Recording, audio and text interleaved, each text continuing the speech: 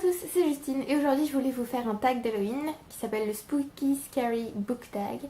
Donc c'est encore un tag anglo-saxon que j'ai traduit. Et voilà. Voilà. Alors aujourd'hui pour ce tag, j'ai revêtu un t-shirt spécial. Évidemment, parce qu'un Halloween sans Ghostbusters, c'est pas vraiment un Halloween. Oui, je regarde Ghostbusters régulièrement. Et à Halloween, je regarde aussi. Voilà. En fait, je regarde un peu tout le temps.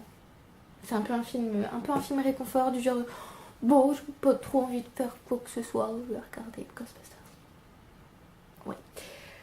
On va commencer tout de suite le tag. Alors, si je retrouve mes questions. Alors, première question. La chair de poule en pleine nuit. Un livre qui t'a vraiment fait peur en le lisant.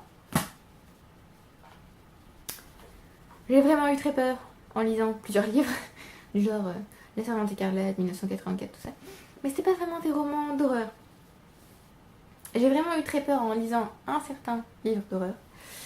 World War Z, qui est dur à dire en plus, de Max Brooks. Alors c'est écrit, voilà, une histoire orale de la guerre des zombies. Alors en fait on suit un reporter qui s'appelle, je ne sais même plus comment, je crois qu'il a même pas de nom dans le livre. Et en fait il parcourt le monde pour comprendre comment la crise des zombies a commencé. C'est-à-dire qu'il part de la crise. Et un livre qui n'est constitué que d'interviews de ce reporter, donc il parle à plusieurs personnes, des Japonais, des Russes, des Français, des Anglais, des Américains. Donc ça reste pas centré sur l'Amérique, contrairement au film, qui était une catastrophe concrètement, par rapport au livre, vraiment, une cata. Donc ça parle d'aspect politique, tout ça, et on part, le début part d'Afrique du Sud, parce que je crois que c'est là qu'a commencé la crise des zombies. On va en Israël aussi, enfin on va partout. Et voilà, tout ça pour comprendre comment a commencé la crise des zombies. Le problème, c'est que quand j'ai commencé ce livre, enfin d'ailleurs je sais même pas pourquoi j'ai voulu lire ce livre, puisque je n'aime pas les zombies. Non, l'idée de voir un truc mort, mais vivant, qui s'approche de moi, avec du sang qui dégouline de partout, et non. Et pourtant j'ai quand même lu World War Z, et je me souviens, j'étais dans un car pour aller au Mondial de l'Auto à Paris.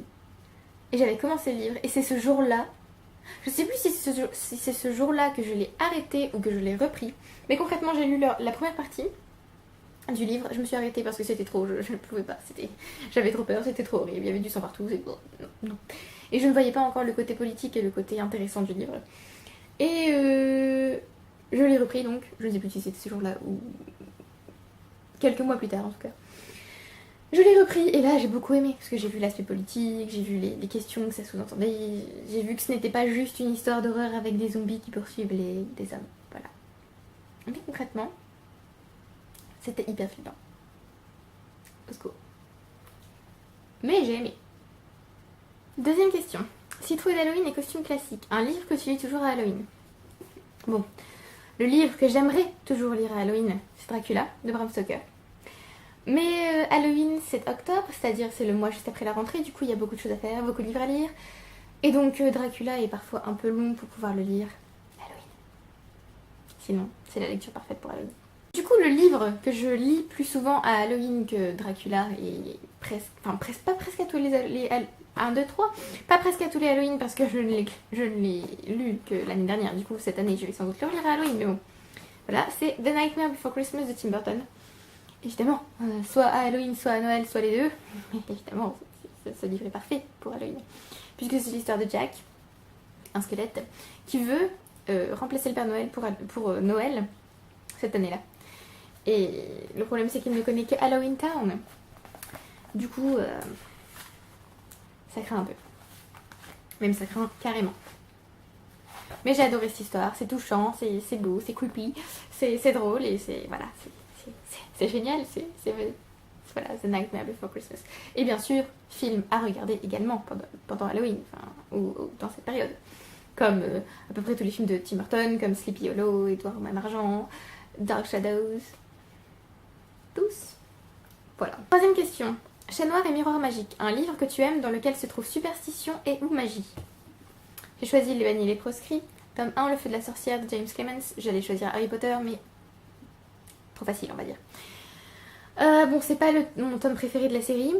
Mais n'empêche qu'on trouve quand même de la magie là-dedans puisque l'héroïne est une sorcière. Elle s'appelle Elena. Elle découvre ses pouvoirs le jour de ses menstruations. Oui, elle est assez bourrée de superstitions donc sur les sorcières, sur les elfes, sur les nymphes, sur les êtres de la forêt. Enfin... Mais c'est une des meilleures séries que j'ai jamais lues. Vraiment, très bien. Et bien sûr, il y a une prophétie, je sais pas trop quoi. Enfin, je m'en souviens plus très bien puisque ça fait très longtemps que j'ai lu. Mais je pense que je vais le relire en VO. Bientôt. Enfin, bientôt. Un jour. Question 4. Potion de sorcière. Ta sorcière préférée? Bon, je n'ai pas réussi à ne choisir qu'une seule sorcière. J'ai plutôt fait un panorama des sorcières de ma vie. Donc les sorcières que je suis ou que je serai un jour. Ou que j'aimerais être. La première à laquelle je me suis beaucoup identifiée, c'est Hermione Granger dans Harry Potter. Évidemment. Puisque la première fois que je l'ai vue, qu'elle est apparue, que ce soit dans le livre ou dans les films, c'était l'intello aux cheveux bouclés. Bon, elle n'avait pas de lunettes, mais bon. Toujours avec un livre à la main, toujours en train de lire ou toujours à la bibliothèque et qui sait un peu tout mieux que tout le monde et tout ça. Un peu agaçante. Bonjour, c'est moi. Donc voilà.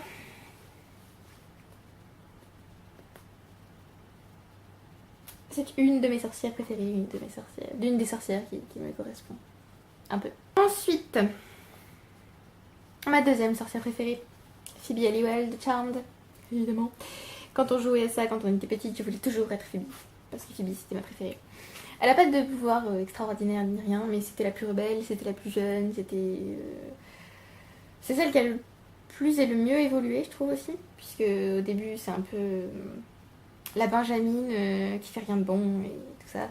Et à la fin, c'est une femme accomplie qui travaille comme journaliste, tout ça. Donc voilà, j'ai toujours adoré Phoebe. Et la dernière, celle que j'aimerais être plus tard, c'est Minerva McGonagall dans Harry Potter. Puisque c'est un peu la sorcière parfaite, géniale, hyper talentueuse, stricte mais en même temps sympa, cool, prof génial.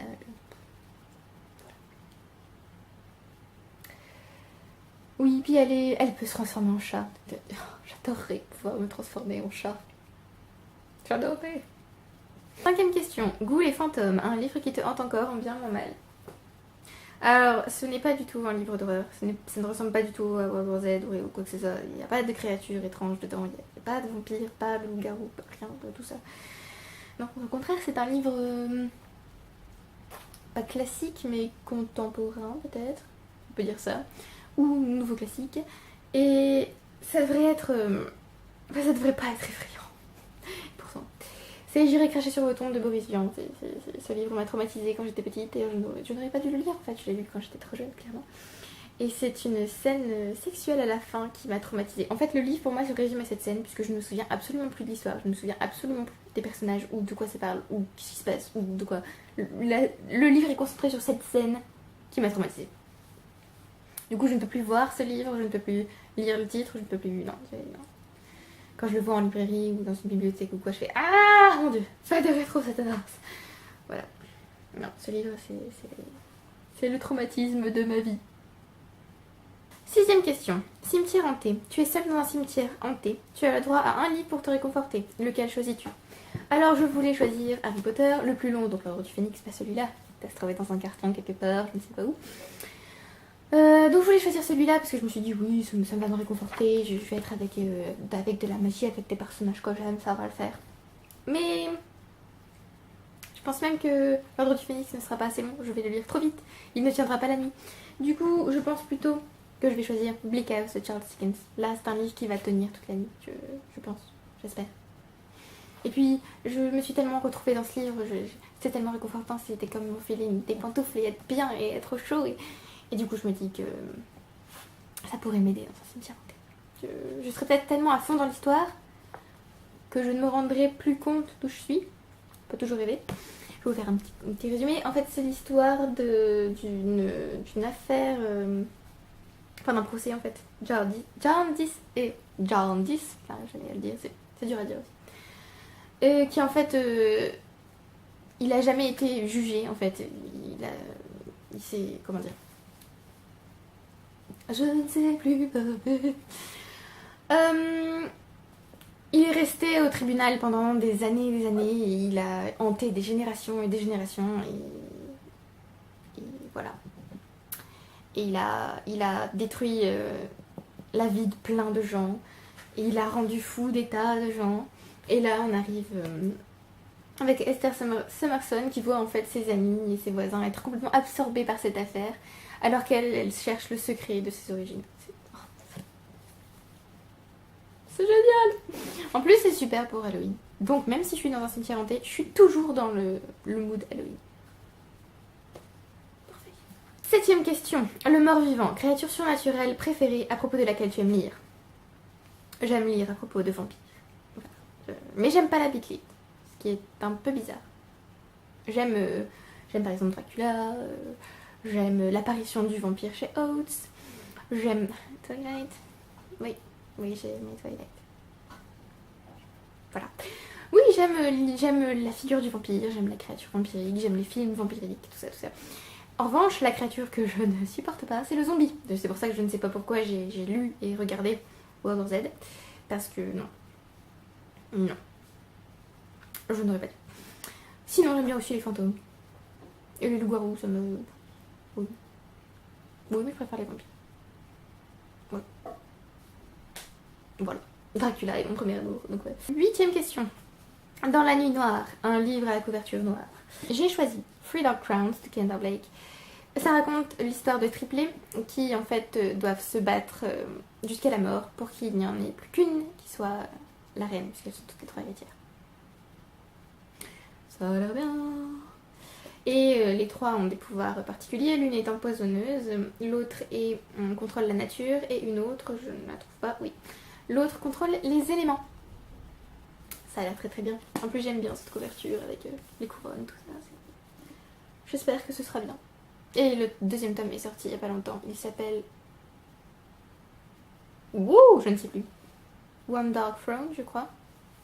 Mais je ne suis pas sûre. Je vérifie. Et enfin, dernière question, la 9ème question. Un bonbon ou un sort? Un bonbon. Je préfère les bonbons. Parce que les sorts, ça peut faire des trucs bizarres, alors que les bonbons, c'est bien les bonbons. Puis je suis gourmande, alors oui. Pour ce tag, si vous voulez le faire, je vous en prie. Si vous avez lu certains des livres dont j'ai parlé, dites-moi. Si vous avez aimé, dites-moi. Si vous n'avez pas aimé, dites-moi. J'espère que vous avez apprécié la vidéo. Merci d'avoir regardé jusqu'au bout. Et je vous retrouve bientôt pour un bilan mi-mois octobre. Bye.